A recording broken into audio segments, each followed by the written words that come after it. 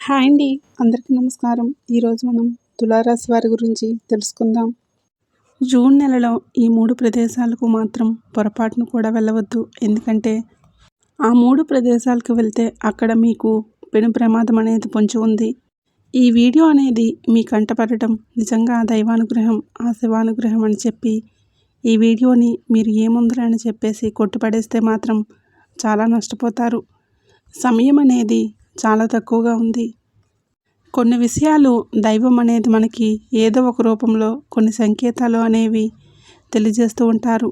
వాటిని అర్థం చేసుకోగలిగితే మనం అదృష్టవంతులవుతాము. లేదంటే మాత్రం రెప్పపాటు కాలంలో ఎన్నో రకాలైనటువంటి ప్రమాదాలు అనేవి జరుగుతూ ఉండటం మనం గమనిస్తూనే ఉంటున్నాము. కాబట్టి అలాంటి నష్టం అనేది మీ కుటుంబానికి జరగకూడదు. మీరు ఎప్పుడూ కూడా మీ కుటుంబంతో, మీ బిడ్డలతో సంతోషంగా నిండు నూరేళ్ళు ఆరోగ్యంగా ఉండాలి, ఆయుస్తో ఉండాలని చెప్పేసి ఈ వీడియో అనేది మీ ముందుకు తీసుకురావడం అనేది జరిగింది. ఎందుకంటే మనం వెళ్ళేటటువంటి కొన్ని ప్రదేశాలు ఏవైతే ఉంటాయో అవి ఏంటంటే ఎక్కువగా మనకు నెగిటివిటీని కలిగి ఉంటాయి. అలాంటి వాటి వలన ఏంటంటే చాలా రకాలైనటువంటి అంటే మనం ఎంత జాగ్రత్తగా ఉన్నప్పటికీ చేసినప్పటికీ కూడా చెడు నష్టం అనేది ఏ రూపంలో ఏ దిక్కు నుంచి నలుదిక్కుల్లో వస్తుందో కూడా మనం గమనించలేము. కాబట్టి జాగ్రత్త అనేది తప్పనిసరి. ఈ 3 ప్రదేశాలకు మాత్రం పొరపాటును కూడా వెళ్ళవద్దు. గ్రహాలు స్థితిగతులు అనేవి మారుతున్న వేళ మీ రాశి చక్రంపై రాహుకేతుల ప్రభావం అనేది అత్యంత తీవ్రంగా ఉండబోతుంది. కాబట్టి ఈ జూన్ నెలలో ఏంటంటే మీరు పొరపాటును కూడా ప్రాణం పోయినా సరే నేను చెప్పబోయే ఈ 3 ప్రదేశాలకు మాత్రం వెళ్ళవద్దు.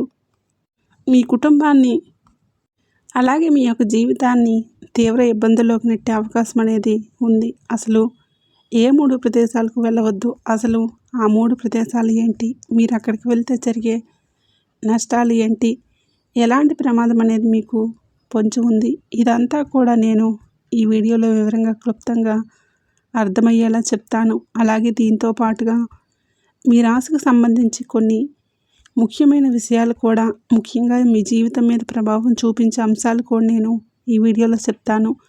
వెళ్ళకూడని ప్రదేశాలతో పాటుగా ఈ నెలలో ఏ ప్రదేశాలకు వెళ్తే మంచి జరుగుతుంది, ఆ ప్రదేశాలు ఏంటనేది కూడా ఇప్పుడు నేను ఈ వీడియోలో వివరంగా చెప్తాను. కాబట్టి ముందుగా మీరు చేయాల్సింది ఏంటంటే ఓర్పుతోటి మీరు ఈ వీడియోని ఎక్కడా కూడా స్కిప్ చేయకుండా చివరి వరకు వినేటటువంటి ప్రయత్నం అనేది చేయండి. తులారాశి రాశి చక్రంలో 7వ రాశి. ఈ రాశికి అధిపతి శుక్రుడు. వీరు చాలా తెలివైనటువంటి వ్యక్తులు. అలాగే ఏదైనా ఒక నిర్ణయం తీసుకునేటప్పుడు మంచి చెడు ఆలోచించి నిర్ణయాలు తీసుకునేటటువంటి వ్యక్తులు. ఏదైనా సరే తొందరపాటు అనేది వీరి దగ్గర చాలా తక్కువగా ఉంటుంది. కాబట్టి వీరి జీవితంలో ఎన్నో రకాలైనటువంటి బాధలు, కష్టాలు ఉన్నప్పటికీ కూడా ఈ మాత్రమైనా నిలబడగలిగారు. దైవానికి ఎక్కువగా ప్రాధాన్యత ఇవ్వటం, ఎక్కువగా పూజలు చేసుకోవటం, దైవనామస్మరణ చేసుకోవటం ఇలాంటివి ఎక్కువగా వీరు చేస్తూ ఉంటారు. కాబట్టి దైవానుగ్రహం అనేది వీరి మీద పుష్కలంగా ఉంటుంది. ఆ దైవం మీకు ముందుగానే కొన్ని రకాలైనటువంటి ముఖ్యమైనటువంటి విషయాలు మీ కంటపడేలాగా, మీ చెవిన పడేలాగా చేస్తున్నాడు. కాబట్టి అది మీ యొక్క పూర్వజన్మ సుకృతం, మీ మంచితనం అని చెప్పుకోవచ్చు. మీరు జూన్ నెలలో వచ్చేటప్పటికి కొన్ని రకాలైనటువంటి పనులు చేయకూడదు. అలాగే ఈ 3 ప్రదేశాలకు కూడా వెళ్ళకూడదు. ఒకవేళ మీరు కనుక నిర్లక్ష్యం చేసి వెళ్తే మాత్రం మీరు జీవితాంతం కష్టాలను అనుభవించాల్సి వస్తుంది. మీ ఇంట్లో లక్ష్మీదేవి నిలబడితే సరికదా, ఉన్నది కూడా వెళ్ళిపోయే అవకాశం అనేది ఎక్కువగా ఉంటుంది.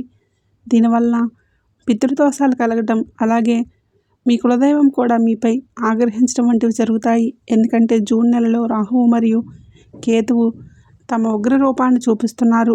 సుమారు 500 సంవత్సరాల తర్వాత ఏర్పడుతున్నటువంటి ఒక అరుదైన గ్రహాల కలయిక వలన ఈ పరిస్థితి అనేది ఏర్పడింది.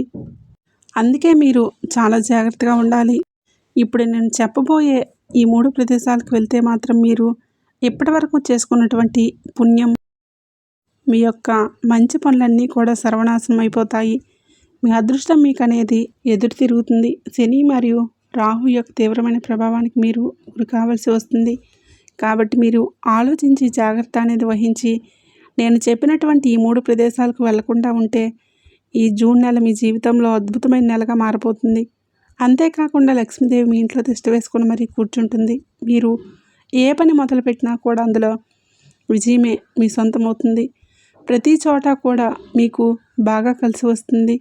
మనకు జూన్ నెల వచ్చేటప్పటికి ఇది ఎండాకాలం అన్నమాట. అంటే ఎప్పటి నుంచి ఎండలనేవి బాగా ముదురుతాయి కాబట్టి సూర్యుడి కిరణాలు మీపై బలంగా పడతాయి. ఆ వేడి మీ జీవితంలో ఉన్నటువంటి నెగిటివిటీని పూర్తిగా తీసేసుకొని మీకు సుఖ సంతోషాలను, సంపదను తెచ్చిపెడుతుంది. అయితే ఇదంతా కూడా మీకు జరగాలంటే ఆ 3 ప్రదేశాలకు మాత్రం వెళ్లకుండా ఉండాలి. ఎందుకంటే ఆ ప్రాంతాల్లో వచ్చేటప్పటికి దుష్టశక్తుల ప్రభావం అనేది చాలా ఎక్కువగా ఉంటుంది. మీరు అటువైపు వెళ్ళటం వల్ల మీలో ఉండేటటువంటి పాజిటివ్ ఎనర్జీ అంతా కూడా పోయి నెగిటివ్ శక్తి ఏవైతే ఉందో అవి మీపై ఆధిపత్యం చెలాయిస్తాయి. అవి మీతో పాటే మీ ఇంటికి కూడా వస్తాయి. దానివల్ల మీకు అనారోగ్యాలు కలగటం, అలాగే మానసికంగా సంతోషం అనేది లేకపోవటం, సరిగ్గా నిద్ర పట్టకపోవటం, ఇంట్లో గొడవలు జరగటం, ఏదో నెత్తి మీద బరువు పెట్టినట్లుగా, ఏదో శని వచ్చి కూర్చున్నట్లుగా, ఇట్లా చాలా రకరకాలుగా నష్టాలు జరిగే అవకాశం అనేది ఉంది. భార్యాభర్తల మధ్య మనస్పర్ధలు అసలు ఒక్కొక్కసారి మీరు ఊహించని పరిణామాలు, అంటే ఒక్కొక్కసారి భార్యాభర్తలు విడాకులు తీసుకోవడం కావచ్చు, లేకపోతే ఇట్లా అనారోగ్య సమస్యలతో చాలా ఇబ్బంది పడటం, అనుకోని ఖర్చులు నెత్తి మీద పడటం, శత్రువులు ఎవరైతే మీరు ఏ స్థితిలో అయితే ఉండాలని చెప్పేసి వాళ్ళు కోరుకుంటూ ఉన్నారో అలాంటి నీచమైనటువంటి స్థితిలోకి మీరు వెళ్ళి వాళ్ళందరికీ సంతోషాన్ని కలిగించేటటువంటి అవకాశం అనేది ఏర్పడుతుందన్నమాట. కాబట్టి ఈ రాశివారు మీకు ఈ నెలలో మీకు క్షేమం కోరే ఈ విషయం అనేది చెప్పడం అనేది జరుగుతుంది. ఆ 3 ప్రదేశాల వైపు వెళ్ళకపోవటమే మీకు, మీ యొక్క కుటుంబానికి కూడా చాలా మంచిది. ఎందుకంటే ఇప్పటికే మీరు చాలా రకాలుగా మానసికంగా ఎన్నో రకాలైనటువంటి సమస్యలతో మీరు నలిగిపోతూ ఉన్నారు. కష్టానికి కష్టం తప్పట్లేదు, అంటే శరీరానికి శ్రమ తప్పట్లేదు, అలాగే మనసుకు ఇబ్బంది, నరకం అనేది కూడా తప్పట్లేదు. కానీ జనానికి మాత్రం బ్రహ్మాండంగా కనిపిస్తున్నారు. మీ అంతగా ఎవరూ సుఖపడటం లేదు అన్నట్లుగా. కానీ నిజమేంటంటే మీ అంతగా ఎవరూ కష్టపడట్లేదు. అది మీకు మాత్రమే తెలుసు. పైన ఉన్నటువంటి ఆ భగవంతుడికే తెలుసు. మీరు ఒకటి తలిస్తే మరొకటి జరుగుతుంది. అనుకున్న పనులన్నీ అవ్వకపోగా కొత్త కొత్త సమస్యలు, చికాకులు వచ్చి పడుతూ ఉన్నాయి. మీ సొంత మనుషుల వల్ల, ఇంకా చెప్పాలంటే మీ కుటుంబ సభ్యుల వల్ల కూడా మీరు మానసికంగా ఎంతో అశాంతిని అనుభవిస్తూ ఉన్నారు. మీరు ఏదైనా చేద్దామని అనుకుంటే ఏదో ఒకటి అడ్డుపడుతూ ఉంటుందన్నమాట. ఆ పని చెయ్యాలని చెప్పేసి అనుకుంటూ ఉండగా ఆ టైంకి మొదలు పెట్టగానే ఏదో ఒక రూపంలో ఆటంకాలు అనేవి ఏర్పడి ఆ పని అనేది ఆగిపోవటం, మళ్ళీ తర్వాత చేయాలంటే కుదరదు.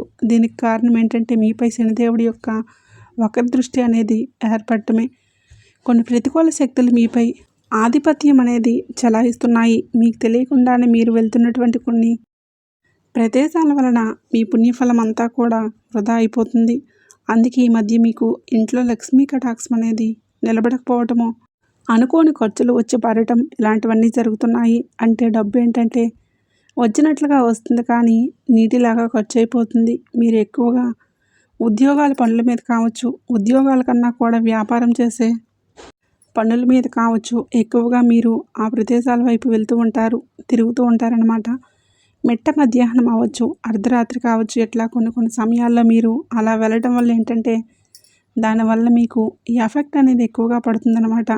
అవన్నీ కూడా నేను క్లియర్గా చెప్తాను. ఇంకా చెప్పాలంటే దీనికి ముందుగా మీరు బయటికి కూడా చెప్పుకోలేనటువంటి సమస్యలతో ఉక్కిరిబిక్కిరి అవుతున్నారనమాట. మీరు బయటపడదామనుకున్నా కూడా మీకు ఏ దారి అనేది కూడా కనిపించట్లేదు. అటు ఇళ్లల్లో గొడవలు, మానసికంగా ప్రశాంతత లేకపోవటం, ఈ ఒత్తిడులు, టెన్షన్లు, కోపము, చిరాకు ఇవన్నీ కూడా మీకు గత కొంతకాలంగా అనుభవిస్తూనే ఉన్నారు. ఇక మా కష్టాలు తీరిపోతున్నాయి అని అనుకునే లోపే చివరి నిమిషంలో అది కూడా చేజారిపోతుంది. మీ పనులన్నీ కూడా ఇట్లా మధ్యలో ఆగిపోవటం, దీని వెనుక మీ శత్రువుల యొక్క అరదిష్టి కూడా, కొన్ని దుష్టశక్తుల ప్రభావం అనేది కూడా చాలా ఎక్కువగా ఉంటుంది. మనము పనుల మీద, అలాగే ప్రయాణాల మీద రకరకాల చోట్లకు లేచిన దగ్గర నుంచి వెళ్తూనే ఉంటాము. కానీ మనకు తెలియకుండానే కొన్ని అపవిత్రమైనటువంటి ప్రదేశాల్లో అడుగుపెట్టినప్పుడు లేదా అక్కడ కాసేపు నించున్నప్పుడు కూర్చున్నప్పుడు అక్కడ నెగిటివ్ ఎనర్జీ అనేది మనకి అంటుకుంటుంది. అదే మనతో మన ఇంటికి కూడా వస్తుంది. అప్పుడు మనల్ని రక్షించేటటువంటి మనం నమ్ముకున్న దైవం, కులదైవం, మన పితృదేవతలు మనకి దూరం అవుతారు. ఆ దుష్ట శక్తుల ప్రభావం ఉన్న చోట ఏంటంటే దేవతలు నిలబడలేరు. ఆ ప్రతికూల శక్తుల కారణంగానే మనల్ని కాపాడాల్సినటువంటి దేవతలు కూడా మన ఇంటిని వదిలి వెళ్ళిపోయే అవకాశం అనేది ఉంటుంది. ఎందుకంటే ఈ అపవిత్రమైనటువంటి శక్తులకి ఈ మంచి అనేది అసలు పడదు కాబట్టి వీళ్ళు నిలబడలేక పారిపోయే అవకాశం అనేది ఉంటుంది. అలా పారద్రోలుతాయి. ఎందుకంటే దుష్ట శక్తులకు కూడా శక్తి అనేది చాలా ఎక్కువగా ఉంటుంది. వాటిని మనం ఎలా పంపించాలో అలా పంపించాలి. అవి అంత తేలిగ్గా మనిషిని వదిలి వెళ్ళేటటువంటి శక్తులు కాదండి. దుష్ట శక్తులు వచ్చేటప్పటికి మనిషిని చిత్రవత చేసి నరకం చూపించి ఎంతైతే ఆ మనిషి ఇదైపోవాలో అంత చేసేసి అప్పుడు అవి వదిలిపోతాయన్నమాట. అలాంటి వాటిని వదిలిపెట్టుకోవడానికి కొన్ని పద్ధతులు అనేవి ఉంటాయి. ఒక్కోసారి దైవశక్తి కూడా నిలబడలేదన్నమాట. కాబట్టి ఎప్పుడైనా అంటే చెడు ఉన్న దగ్గర మంచి ఉండలేదు, మంచి ఉన్న దగ్గర చెడు ఉండలేదు అన్నట్లుగా ఇలాంటి దుష్టశక్తులు అనేవి మనతో పాటుగా ప్రవేశించినప్పుడు ఏంటంటే మనం ఎన్ని పూజలు చేసినా, ఎన్ని దాన ధర్మాలు చేసినా, ఎంత చేసినా కూడా ఫలితం అనేది ఉండదు. ఎందుకంటే వాటి యొక్క నెగిటివ్ అనేది చాలా ఎక్కువగా ఉంటుంది. కాబట్టి వాటిని మనం ఎలా పారద్రోలాలి అనేది మాత్రమే తెలుసుకోవాలి. అప్పుడు మాత్రమే వాటి నుంచి మనం బయటపడగలుగుతాము. లేదంటే మాత్రం ఊహించని పరిణామాలు కూడా జరిగే అవకాశం అనేది ఉంటుంది. అసలు ఆ 3 ప్రదేశాల గురించి కనుక వింటే నిజంగా మీకు ఆశ్చర్యం వేస్తుంది. ఎందుకంటే మీకు తెలియకుండానే మీరు ఆ చోట్లకు తరచుగా అంటే ఎక్కువగా వెళ్తూనే ఉంటున్నారు. మీ దగ్గర అసలు డబ్బు ఎందుకు నిలబడట్లేదు? ఇంట్లో ఎప్పుడూ కూడా ఏదో ఒక గొడవ అనేది ఎందుకు జరుగుతుంది? మీ మనసు ఎప్పుడూ కూడా ఎందుకు చికాగ్గా, భారంగా అనిపిస్తుంది? మనశ్శాంతి అనేది మీకు ఎందుకు కరువవుతుంది? మీకు అసలు సరిగ్గా నిద్ర కూడా ఎందుకు పట్టట్లేదు? వీటన్నిటికి కారణం ఏంటంటే మీరు వెళ్తున్నటువంటి ఆ ప్రదేశాలే. ఆ చోట్ల నుంచి వచ్చే ప్రతికూల ప్రభావమే మీ జీవితాన్ని ఇట్లా అతలాకుతలం చేస్తుందన్నమాట. ఎన్నాళ్ళు ఏంటంటే మీకు తెలియదు. తెలిస్తే మీరు వెళ్ళేవాళ్ళు కాదు. కానీ తెలిసి చేసిన తప్పు తప్పే. తెలియక నిప్పు పట్టుకున్నా, తెలిసి నిప్పును పట్టుకున్నా కాలుతుంది. కాబట్టి పొరపాటు అనేది జరిగింది. కానీ తెలిసిన తర్వాత మాత్రం అలాంటి పొరపాటు అనేది జరగకుండా జాగ్రత్త పడాలి. ఇకపై మాత్రం అసలు అలాంటి పొరపాట్లని, అలాంటి తప్పుల్ని కానీ చేయకూడదు. ఎందుకంటే తెలిసి చేస్తే మాత్రం చివరికి ఆ భగవంతుడు కాదు కదా, మనల్ని మనమే క్షమించుకోలేమన్నమాట. అందులో మొట్టమొదటి ప్రదేశం వచ్చేటప్పటికి చెప్తాను, మీరు జాగ్రత్తగా వినండి. మీకు మీ చుట్టుప్రక్కల లేదా మీ బంధువుల్లో లేదా మీ యొక్క స్నేహితుల్లో కానీ ఖచ్చితంగా ఒక వ్యక్తి ఉండే ఉంటారు. అది ఆడవాళ్ళు కావచ్చు, మగవాళ్ళు కావచ్చు, ఎవరైనా కానివ్వండి. మీరు ఉండే మీ చుట్టుప్రక్కల కావచ్చు, మీ యొక్క బంధువుల్లో కావచ్చు, మీరు ఎవరినైతే స్నేహితులుగా భావిస్తూ ఉంటారో వాళ్ళు కావచ్చు, దూర బంధువర్గం కావచ్చు, ఇట్లా రక్త సంబంధం కావచ్చు, ఇట్లా ఎవరైనా సరే మీకు సంబంధించి ఒక వ్యక్తి ఉంటారు. అది ఆడవారైనా, స్త్రీ కావచ్చు, పురుషుడు కావచ్చు.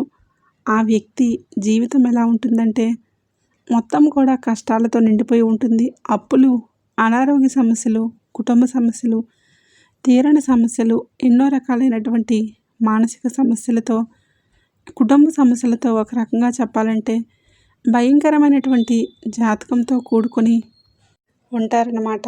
ఆ వ్యక్తి నిజానికి గతంలో చేసినటువంటి కొన్ని రకాల పొరపాటు పనులు కావచ్చు, అతడు ఏదో జన్మలో చేసుకున్నటువంటి పాపకర్మలు కావచ్చు, ఇట్లా ఏది ఏమైనా కానివ్వండి, వారి ఇంట్లో ఉన్నటువంటి విపరీతమైనటువంటి నెగిటివ్ ఎనర్జీ వల్ల వాళ్ళు ఆ స్థితిలో ఉంటారనమాట.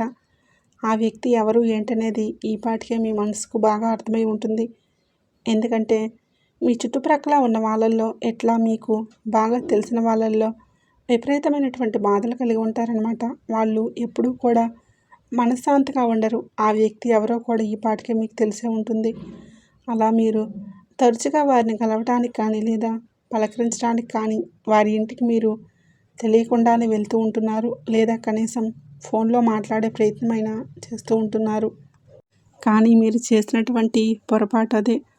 అక్కడే మీకు అసలు ప్రమాదం అనేది పొంచి ఉంది. మీకు ఆ నెగిటివ్ ఎనర్జీ అంటే ఆ శక్తికి సంబంధించినటువంటి నెగిటివ్ ఎనర్జీ ఏదైతే ఉందో అదంతా కూడా మీకు ప్రవేశిస్తుందన్నమాట. అంటే ఆ ఇంటికి వెళ్ళినప్పుడు ఆ ఇంట్లో ఉన్నటువంటి దుష్టశక్తులు, అక్కడ బాధలు, కష్టాలు, కన్నీళ్ళు అన్నీ కలిసి ఒక వలయంలాగా మిమ్మల్ని చుట్టుముట్టేస్తున్నాయి. మీరు ఆ ఇంటి నుంచి బయటికి వచ్చినప్పుడు ఆ శక్తులు కూడా మీతో పాటే వచ్చేస్తున్నాయి. నిజానికి మీ యొక్క అదృష్టం వల్ల ఇన్నాళ్ళు కూడా మీరు మాట్లాడుతున్నప్పటికీ, చేస్తున్నప్పటికీ కూడా ఆ దైవానుగ్రహం మీ మీద ఉండటం వల్ల, అలాగే పితృదేవతల యొక్క ఆశీస్సులు కూడా మీ మీద ఉండటం వల్ల మీరు అలాంటి చోట్లకు వెళ్ళినా కూడా ఇన్నాళ్ళు నష్టమైతే పెద్దగా జరగలేదు. కానీ దానికి సంబంధించినటువంటి కొంత నెగిటివ్ అయితే మాత్రం మీ జీవితాల మీద అయితే ఉంది. ఎందుకంటే ఆ దుష్ట శక్తులు మీకు ఉన్నటువంటి పాజిటివ్ ఎనర్జీని దూరం చేస్తాయి. అందుకే ఎక్కడైతే ఇట్లా నిత్యం గొడవలు జరుగుతూ ఉంటాయో, ఎక్కడైతే మనశ్శాంతి అనేది లేకుండా అశాంతి రాజ్యమేలుతూ ఉంటుందో అలాంటి ఇళ్ళకు వెళ్ళటం అనేది మీరు జూన్ నెలలో పూర్తిగా మానేసేయండి. ముఖ్యంగా వాళ్ళంటే మీకు బాగా ఇష్టం కావచ్చు, అభిమానం కావచ్చు, మీ రక్త సంబంధం కావచ్చు, లేదా బంధువులు కావచ్చు, స్నేహితులు కావచ్చు, వాళ్ళు మీకు బాగా నచ్చినటువంటి మనుషులైనా సరే ఇలాంటి వాళ్ళకి మాత్రం కాస్త ఈ నెలలో దూరంగా ఉండండి. ఎందుకంటే కొంతమంది ఎన్ని బాధలు పడుతున్నా సరే పైకి మాత్రం చాలా సంతోషంగా నవ్వుతూ ఉంటారు. అలాంటి వాళ్ళతో మనం ఉన్నప్పుడు ఏంటంటే మనకున్న బాధలన్నీ కూడా మర్చిపోగలుగుతాము. కానీ కొంతమంది ఏంటంటే వాళ్ళకు ఉన్నటువంటి సమస్యలు కొంతైనా సరే ప్రతి చిన్న విషయాన్ని కూడా భూతద్దంలో పెట్టుకొని చూసుకొని, అంటే నిజానికి కొంతమందికి భయంకరంగా సమస్యలు ఉండవచ్చు, కాదని అనటం లేదు. కానీ ఇక వాళ్ళు అందులో ఉండిపోయిన వాళ్ళ నోట్లో నుంచి వచ్చే ప్రతి మాట కూడా నెగిటివ్గా ఉంటుందన్నమాట. అలాంటి వాళ్ళతో మాట్లాడినప్పుడు మనం కూడా నెగిటివ్గా వెళ్ళిపోతూ ఉంటాము. మన ఆలోచన విధానం కూడా మారిపోతూ ఉంటుంది. అలాగే వాళ్ళకి సంబంధించినటువంటి అదంతా కూడా మనకు కూడా ప్రవేశించే అవకాశం అనేది ఉంటుంది. కాబట్టి అలాంటి చోట్లకు వెళ్ళకూడదు. అలాంటి మనుషులకి దూరంగా ఉండటమే మంచిది. మీలో ఉన్నటువంటి ఆ మంచి ఎనర్జీని మీరు కాపాడుకోవాలంటే అటువంటి వ్యక్తులు మీ పక్కింటి వాళ్ళైనా సరే, ఇట్లా మీ మనసుకు బాగా హత్తుకునే మనుషులైనా సరే జూన్ నెలలో మాత్రం వారి ఇంటి గడప కూడా తొక్కొద్దు. ఇంకా చెప్పాలంటే వారితో కనీసం ఫోన్లో కూడా మాట్లాడొద్దు. జాగ్రత్త అనేది తప్పనిసరి. ఇక రెండో ప్రదేశం గురించి చెప్పే ముందు ఒక మాట, ఈ విషయం మాత్రం చాలా చాలా ముఖ్యమైనది. ఇక రెండో ప్రదేశం అనేది కూడా మీ జీవితం మీద చాలా గట్టి ప్రభావం అనేది చూపిస్తుంది.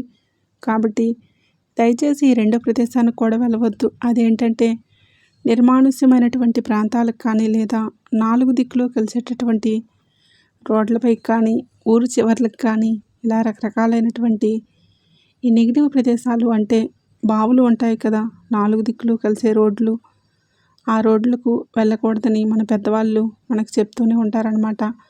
అలాంటి ప్రదేశాలు ఏవైతే ఉంటాయో మీ ఇళ్ళకి దగ్గరలో ఇటువంటి చోట్లు ఉంటూ ఉంటాయి. అలాగే మీరు ఏంటంటే ప్రయాణాలు చేసేటప్పుడు కూడా మనం ఇందాక చెప్పుకున్నట్లుగా మిట్ట మధ్యాహ్నం, అర్ధరాత్రులు కూడా, అది మీరు బండి మీద కావచ్చు, కారులో కావచ్చు, అలాంటప్పుడు కూడా అటు నుంచి తిరుగుతూ ఉంటారనమాట.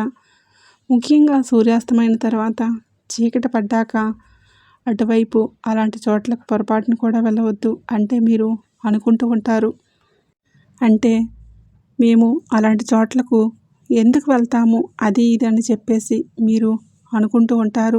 మీరు ఏదన్నా వ్యాపారం పని మీద బయటికి వెళ్ళేటప్పుడు కానివ్వండి, లేదా ఆఫీస్ పని మీద జాబ్ పరంగా బయటికి వెళ్ళినప్పుడు కానివ్వండి, అలాగే వెళ్ళి తిరిగి వచ్చేటప్పుడు కానివ్వండి, త్వరగా వెళ్ళాలని చెప్పేసి కొంచెం ఏంటంటే ఆ రోడ్ల నుంచి వెళ్తే మనం తొందరగా వెళ్ళిపోవచ్చు అని చెప్పేసి రాత్రిపూట ప్రయాణాలు చేస్తున్నప్పుడు, ఇలాంటప్పుడు తెలియకుండానే అలాంటి రోడ్లలో వెళ్తూ ఉంటారనమాట.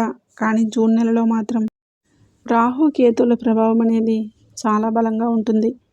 పాడుపడ్డ భవనాలు కావచ్చు, శ్మశానాలు కావచ్చు, కొన్ని ఏంటంటే తృప్తి లేని దుష్టశక్తులు, ఆత్మలు ఇలాంటివి ఎక్కువగా సంచారం చేస్తూ ఉంటాయి. ఒంటరిగా మీరు అలాంటి చోట్లకి వెళ్తున్నప్పుడు మీ చుట్టూ ఉండేటటువంటి రక్షణ కవచం అనేది బలహీనపడుతుంది. ఆ చీకటి శక్తులు అనేవి మీకు తెలియకుండానే మీ శరీరానికి అంటుకొని మీ కాళ్ళ వెంట నేరుగా మీ గడప దాటి లోపలికి వచ్చే అవకాశం అనేది చాలా ఎక్కువగా ఉంటుందన్నమాట. అలా వచ్చినప్పుడు ఇంట్లో పిల్లలు ఉన్నప్పుడు వాళ్ళు అనారోగ్యాల బారిన పడటం, లేదా మీ యొక్క మానసిక స్థితి అనేది కూడా దెబ్బతినటం, ఏదో అప్పటిదాకా బాగానే ఉంటుంది కానీ అప్పటికప్పుడు జ్వరం వచ్చేస్తుంది, అప్పటికప్పుడు ఒళ్ళు నొప్పులు వస్తూ ఉంటాయి. ఇలాంటివి సాయంత్రం పూట అంటే రాత్రి పడుకున్నప్పుడు భయంకరమైనటువంటి కలలు రావటం, గుండె మీద ఏదో బరువు పెట్టినట్లు కనిపించటం, ఇలాంటివన్నీ కూడా జరుగుతూ ఉంటాయి.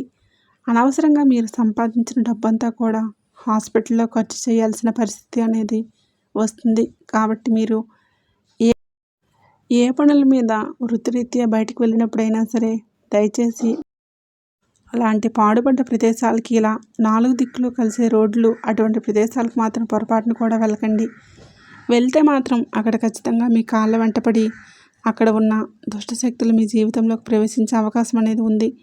వాటి నుంచి బయటపడడానికి మీరు చాలా తిప్పలు పడాల్సి వస్తుంది. కాబట్టి వెళ్లకుండా ఉండటమే మంచిది. ఇక 3వ ప్రాంతం వచ్చేటప్పటికి మిమ్మల్ని చెడు వ్యసనాలకు దగ్గరగా చేసేటటువంటి అలవాట్లు కావచ్చు, లేదా ఆ చెడు వ్యసనాలకు దగ్గర చేసేటటువంటి స్నేహితులు ఎవరైతే ఉంటారో అలాంటి వాళ్ళ దగ్గరికి మాత్రం దయచేసి వెళ్ళకండి.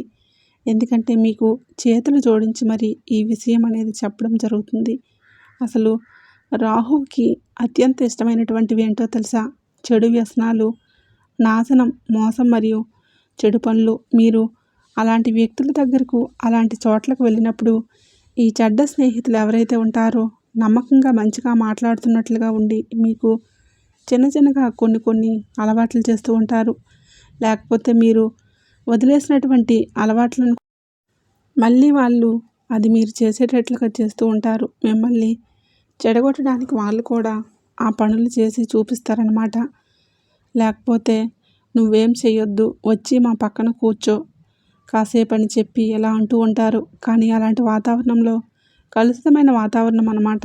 అలాంటి చోట్లకు వెళ్ళి కూర్చున్నప్పుడు మనం పవిత్రంగా ఉన్నటువంటి మన మనసు చెడిపోయే అవకాశం అనేది ఉంటుంది.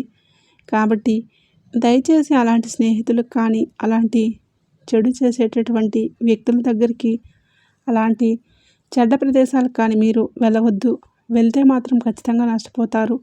మొహమాటానికి పోయి అలాంటి వ్యక్తులతో మీరు ఏకీభవించినప్పుడు ఏంటంటే మీ దగ్గర ఉన్నటువంటి డబ్బు అంతా వృధా అయిపోతుంది, కాలం వృధా అయిపోతుంది. మీరు మీ జీవితాన్ని ప్లాన్ చేసుకున్నప్పటికీ కూడా అదంతా కూడా చెల్లాచెదురైపోతుందన్నమాట. అందుకే ఈ నెలలో అలాంటి చెడు సావాసాలకు, చెడ్డ మనుషులకు దూరంగా ఉండండి. ఒంటరిగా ఉండటమే మీకు మీ యొక్క ప్రాణానికి, మీ కుటుంబానికి రక్షణ. ఇంకో ముఖ్యమైనటువంటి ప్రదేశం ఏంటంటే వెళ్ళకూడని వాటిల్లో ఎవరైతే క్షుద్ర పూజలు, చేతబడులు అలాంటివి చేస్తూ ఉన్నారో అలాంటి వాళ్ళ ఇంటికి కూడా పొరపాటున వెళ్ళకండి. అక్కడ మీరు కనీసం మంచినీళ్ళైనా కూడా తాకండి. వాళ్ళ చేత్తో ఇచ్చినవి. ఎందుకంటే మీ ఎదుగుదల చూసి వారవలేని వాళ్ళ దగ్గరికి మీరు వెళ్ళినప్పుడు ఎంత ప్రమాదం అయితే జరుగుతుందో, అలాంటి చెడు పూజలు ఏవైతే చేస్తారో, ఈ మంత్రతంత్ర ప్రయోగాలు చేసే వాళ్ళు ఎవరైతే ఉంటారో అలాంటి వాళ్ళ దగ్గరికి వెళ్ళినప్పుడు ఏంటంటే ఖచ్చితంగా మీరు ఏదో ఒక ఇబ్బందుల్లో పడే అవకాశం అనేది ఉంటుంది. అలాగే మీ యొక్క చెడును కోరుకుంటూ పైకేమో మంచిగా నవ్వుతూ నటిస్తూ మనసులో మాత్రం విషం దాచిపెట్టుకుంటారనమాట. ఎవరి మనసులో ఎంత విషం నింపుకున్నారో మనకు తెలియదు. కాబట్టి అలాంటి వాళ్ళ దగ్గరకు మీరు వెళ్ళొద్దు. ఎందుకంటే ఆ వ్యక్తులు ఏంటనేది మీకు అంతా అర్థమవుతుంది.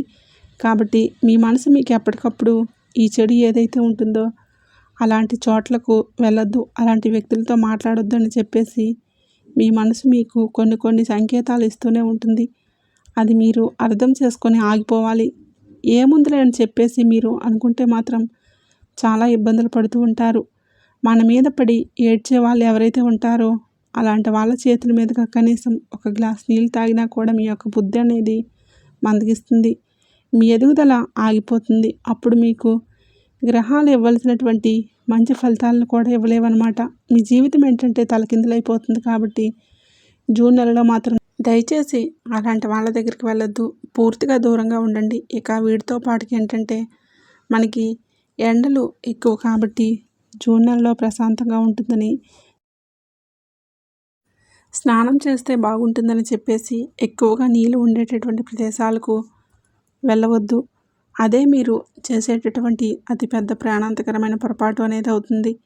పైకి నీరు ఏంటంటే ప్రశాంతంగా ఉంటుంది, కానీ లోపల మృత్యువు అనేది దాగి ఉంటుంది. ఇలాంటి లోతైనటువంటి నీటి ప్రాంతాల వద్ద జల పిశాచాలు, ప్రతికూల శక్తుల యొక్క సంచారం అనేది చాలా ఎక్కువగా ఉంటుంది. అవి మిమ్మల్ని తమ వైపుకు ఆకర్షించి ప్రమాదాల్లోకి లాగేసే అవకాశం అనేది ఉంటుంది. కాబట్టి జాగ్రత్త అనేది తప్పనిసరి. అంటే కాలు జారి నీళ్ళల్లో పడిపోయే అవకాశం అనేది ఉంటుంది. నీటి లోతును తప్పుగా అంచనా వేసి అక్కడికి వెళ్ళి ఇబ్బంది పడి నీళ్ళల్లో మునిగిపోయే అవకాశం అనేది ఉంటుంది. దీనివల్ల ఏంటంటే మీ యొక్క ప్రాణాలకే ప్రమాదం, మీ జీవితం ముగిసిపోయే ప్రమాదం ఉంది. దానివల్ల మీ కుటుంబం అంతా కూడా ఇబ్బంది పడాల్సి వస్తుంది.